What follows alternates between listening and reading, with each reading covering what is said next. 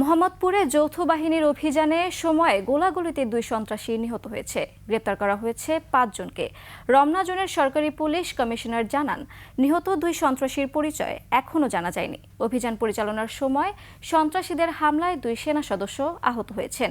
মানিক শিকদারের report.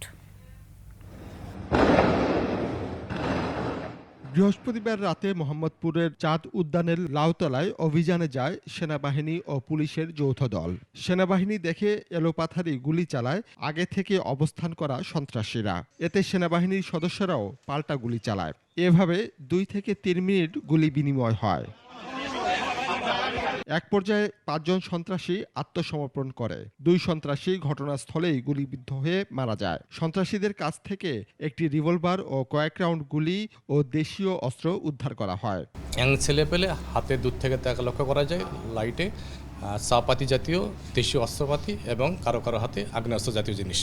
এটা পেয়ে যখন আমরা এগিয়ে যাই, তাদেরকে স্যান্ডা করতে বলি, তখন তারা কেউ 9 নম্বর বাসে ঢুকে পড়ে এবং ছাদে উপরে ওঠে। আমরা এগিয়ে যে পারবো তাদেরকে আমরা বলি স্যান্ডার করার জন্য, তারা স্যান্ডার না করে বরং আমাদের লক্ষ্য করে যৌথ বাহিনী লক্ষ্য করে গুলি করা শুরু করে। গুলি করার এক পর্যায়ে তাদের ভিতর থেকে কেউ আমাদেরকে ইট মারা শুরু করে। এই পরিস্থিতিতে তখন সেনা কর্মকর্তা এবং পুলিশ কর্মকর্তাদের জীবনমান রক্ষা করার স্বার্থে তখন আমাদের পক্ষ থেকেও ফায়ার করা হয়। গ্রেপ্তারকৃত 5 জনকে আটকের পর মামলা ও তদন্ত চলছে। ডেড বডি আমরা পোস্টমর্টমের জন্য সরকারি হাসপাতালে পাঠানো হয়েছে এবং মামলা তদন্তাধীন। অভিযানে 2 সেনা সদস্য আহত হয়ে সম্মিলিত সামরিক হাসপাতালে চিকিৎসাধীন আছেন বলেও জানায় পুলিশ।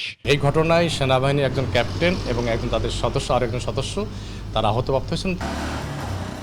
মানিক শিকদার, 21 টেলিভিশন, ঢাকা।